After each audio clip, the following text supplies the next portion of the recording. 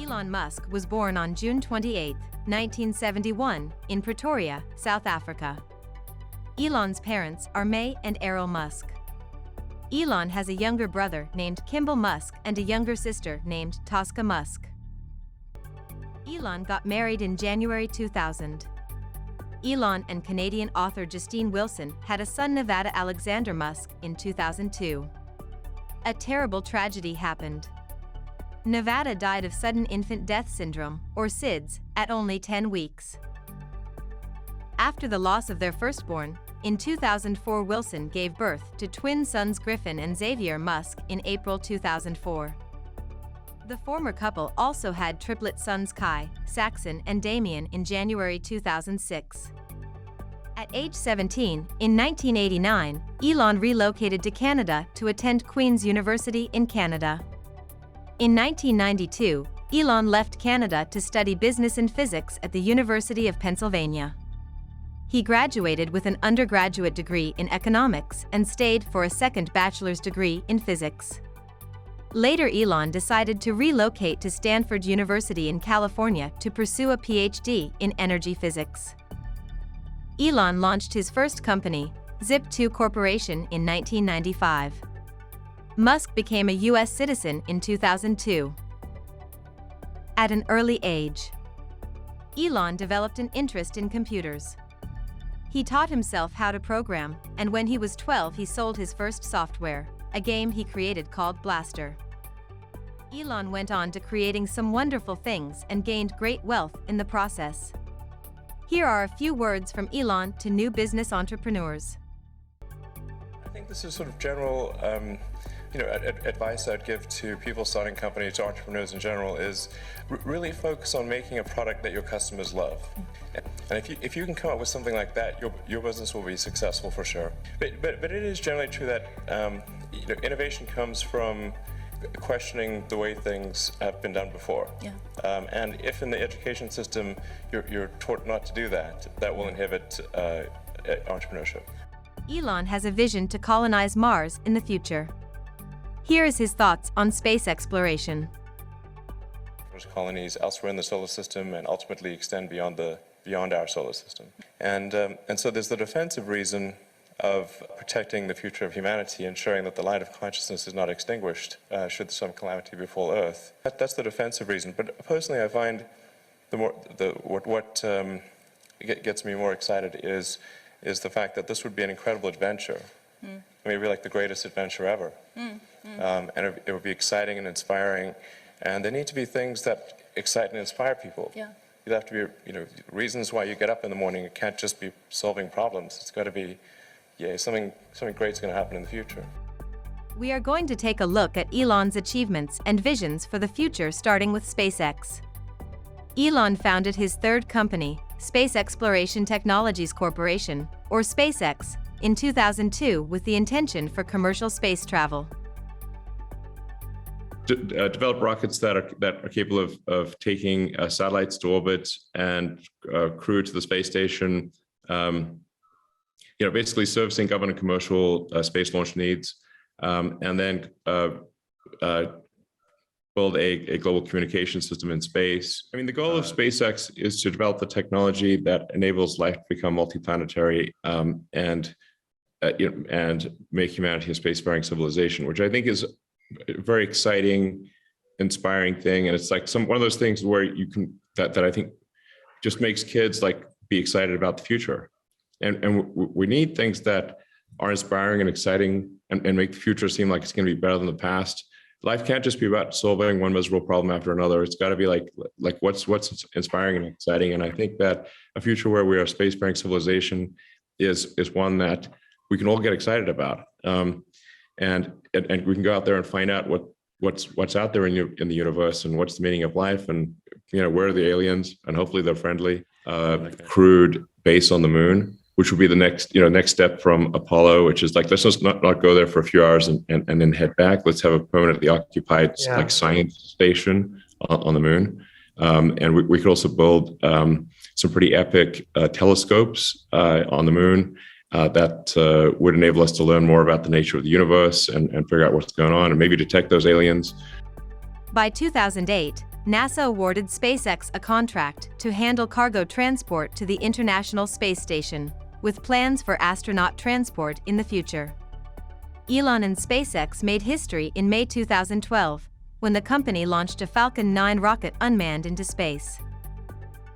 Elon's vision is to be a multi-planet species with SpaceX leading the way. Elon explains how this can be reality.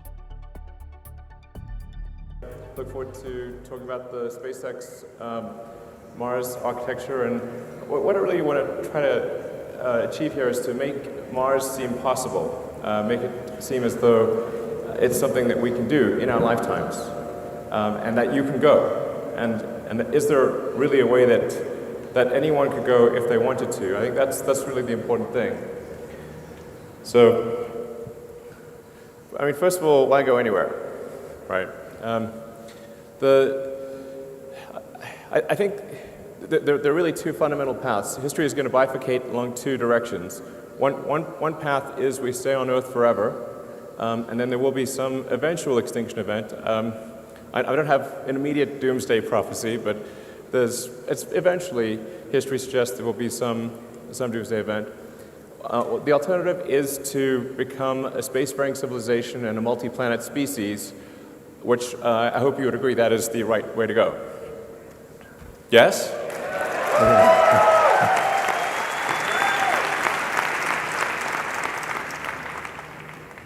That's what we want. Yeah.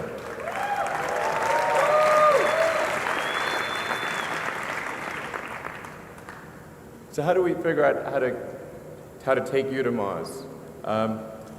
And create a self-sustaining city, a city that is not merely an outpost, but could become a planet in its own right, and for us, thus we could become a truly multi-planet species.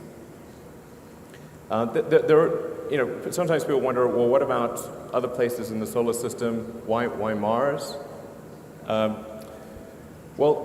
Just to sort of put things into perspective, this is an actual scale of what the solar system looks like. So we're currently in the third little rock from the left. That's Earth. Yeah, exactly. And our goal is to go to the fourth rock on the left. That's Mars. But you can get a sense for the real scale of the solar system, how big the Sun is, and Jupiter, Neptune, Saturn, Uranus, and then the little guys on the right are Pluto and friends. This sort of helps see it not quite to scale, but it gives you a better sense for where things are. So our options for becoming a multi-planet species within our solar system are limited. We have, in terms of nearby options, we've got Venus, but Venus is a high pressure, super high pressure hot acid bath. So that would be a tricky one. Venus is not at all like the goddess. This is not in no way similar to the actual goddess. So it's really difficult to make things work on Venus. Mercury is also way too close to the sun. We could go potentially on one of the moons of Jupiter or Saturn, but those are quite far out, much further from the sun, a lot harder to get to. It really leaves us with one option if we want to become a multi-planet civilization, and that's Mars. We could conceivably go to our moon, and I certainly have nothing against going to the moon, but I think it's challenging to create become multi-planetary on the moon because it's much smaller than a planet. It doesn't have any atmosphere. It's not as resource-rich as Mars. It's got a 28-day day, whereas the Mars day is 24.5 hours. And in general, Mars is far better suited to ultimately scale up to be a self-sustaining civilization. So just to give some comparison between the two planets, that they're remarkably close in a lot of ways. In fact, we now believe that early Mars was a lot like Earth. And in fact, if we could warm Mars up, we would once again have a thick atmosphere and liquid oceans. So, but where things are right now, Mars is about half a gain as far from the sun as Earth, so still decent sunlight. It's a little cold, but we can warm it up. It has a very helpful atmosphere, which in the case of Mars being primarily CO2 with some nitrogen and argon and a few other trace elements, means that we can grow plants on Mars just by compressing the atmosphere. And it has nitrogen too, which is also very important for growing plants. It would be quite fun to be on Mars because you'd have gravity, which is about 37% that of Earth. So you'd be able to lift heavy things and bound around and have a lot of fun. And the day is remarkably close to that of Earth. And so we just need to change that bottom row, because currently we have 7 billion people on Earth and 0 on Mars. So there's been a lot of great work by NASA and other organizations in early exploration of Mars and understanding what Mars is like, where could we land, what's the composition of the atmosphere, where is there water, or ice, I should say, and so we need to go from these early exploration missions to actually building a city. The issue that we have today is that if you look at a Venn diagram, there's no intersection of sets of people who want to go and can afford to go. In fact, right now you cannot go to Mars for infinite money. Using traditional methods, if taking sort of Apollo-style approach, an optimistic cost number would be about $10 billion a person. So for example, the Apollo program, the cost estimates are somewhere between $100 to $200 billion in current year dollars. And we sent 12 people to the surface of the moon, which was an incredible thing, and I think probably one of the greatest achievements of humanity. But that is a steep price to pay for a ticket. That's why these circles only just barely touch. So you can't create a self-sustaining civilization if the ticket price is $10 billion a person. What we need is to move those circles together. And if we can get the cost of moving to Mars to be roughly equivalent to a median house price in the US, which is around $200,000, then I think the probability of establishing a self-sustaining civilization is very high. I think it would almost certainly occur. Not everyone would want to go. In fact, I think a relatively small number of people from Earth would want to go, but enough would want to go and who could afford the trip that it would happen. So then what about beyond Mars? So as we thought about the system, and the reason we call it a system, because generally I don't like calling things systems because everything's a system, including your dog, is that it's actually more than a vehicle. There's obviously the rocket booster, the spaceship, the tanker, and the propellant plant, the in situ propellant production. If you have all of those 4 elements, you can actually go anywhere in the solar system by planet hopping or moon hopping. So by establishing a propellant depot in the asteroid belt or on one of the moons of Jupiter, you can make flights from Mars to Jupiter no problem. In fact, even without a propellant depot at Mars, you can do a flyby of Jupiter without a propellant depot. But by establishing a propellant depot, let's say Enceladus or Europa or any of this few options, and then doing another one on Titan, Saturn's moon, and then perhaps another one further out on Pluto or elsewhere in the solar system. This system really gives you freedom to go anywhere you want in the greater solar system. So you can actually travel out to the Kuiper Belt, to the Oort cloud. I wouldn't recommend this for interstellar journeys, but this basic system provided we have filling stations along the way, means full access to the entire greater solar system. Another company that Elon has is called Starlink. In May 2019, SpaceX launched a fleet of satellites into low orbit for the purpose of providing internet service. The satellite network, named Starlink. SpaceX launched the first payload of 60 satellites and a second payload that November. There's a need for connectivity in places that don't have it right now, or where it is connectivity is very limited or very expensive.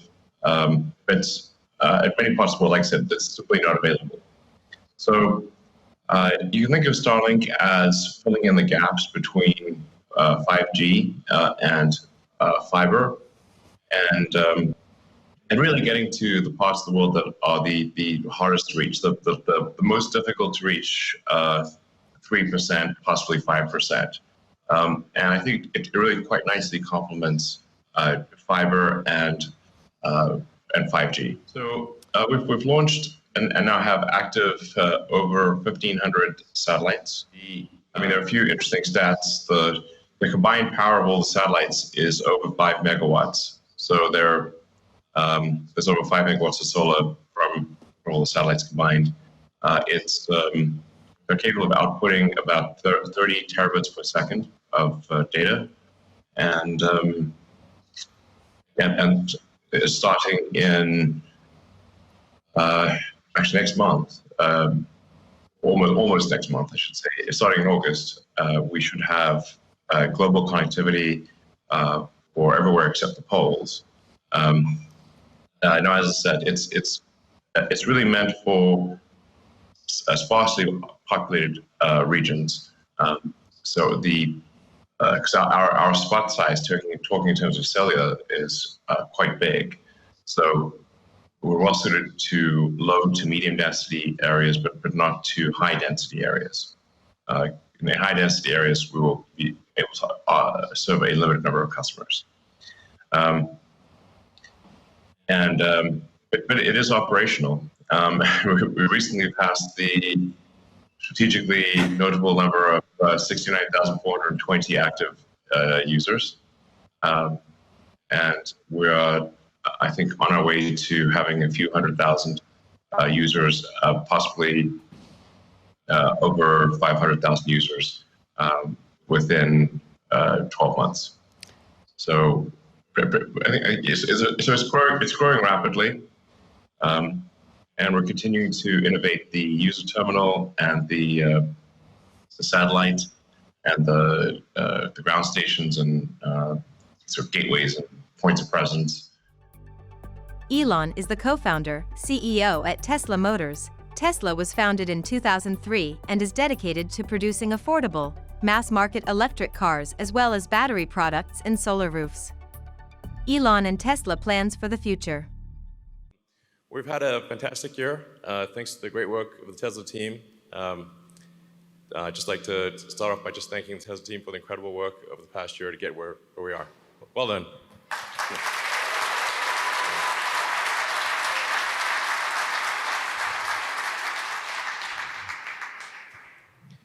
So we have record vehicle deliveries, as we've already reported this, but you can see that there's a pretty I think this might be the fastest that any large manufactured object has grown. Certainly one of the fastest, perhaps the fastest. It looks like we have a good chance of maintaining that into the future, really dependent on supplier challenges. So if we can get the chips, we can do it. Hopefully this chip shortage will alleviate soon, but I feel confident of being able to maintain something like this, at least above 50% for quite a while. We've got 3 new factories. Giga Shanghai has done an incredible job, and Giga Shanghai now exceeds Fremont in production. So actually, I'd like to just give a special hand to our Tesla China team.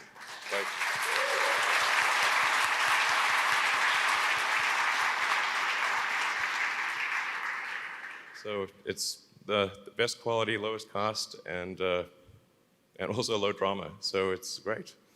But that said, we are continuing to expand our Fremont operations and expect to hopefully increase Fremont output by 50%.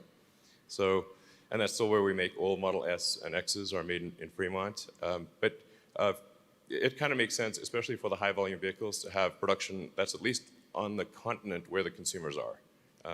Otherwise, it's also not good for the environment to be shipping cars, several thousand miles. So the basic idea is have the high volume vehicles be where the customers are, approximately at least. And then also great progress with building Giga Texas, which is where we are right now, and Giga Berlin Brandenburg. So just a hand for those teams as well.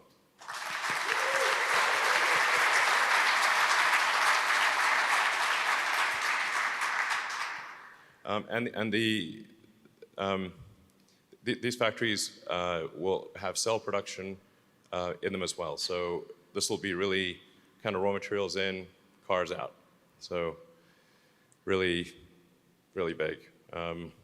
Yeah, I mean, these things will be in like units of Pentagon, basically. Among many other things, Tesla is also working on Teslabot, a robot with artificial intelligence. One of Elon's visions is to have a robot in every home in the future. Here is Elon giving a speech on Teslabot. Basically, if you think about what we're doing right now with the cars, Tesla is arguably the world's biggest robotics company because our cars are like semi-sentient robots on wheels. And with the full self-driving computer, essentially the inference engine on the car, which will keep evolving obviously, and Dojo, and all the neural nets recognizing the world, understanding how to navigate through the world, it kind of makes sense to put that onto a humanoid form. And we're also quite good at sensors and batteries and actuators. So we think we'll probably have a prototype sometime next year that basically looks like this. And it's intended to be friendly, of course, and navigate through a world built for humans and eliminate dangerous, repetitive, and boring tasks. We're setting it such that it is, at a mechanical level, at a physical level, you can run away from it, and most likely overpower it. So hopefully that doesn't ever happen, but you never know. So it'll be a light, yeah, anyway, 5 miles an hour. If you can run faster than that, it'll be fine.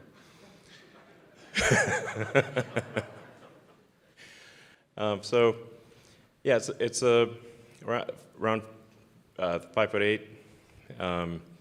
Has sort of a screen where the head is for useful information, but it's otherwise basically got the autopilot system in it. So it's got cameras, got 8 cameras, and yeah.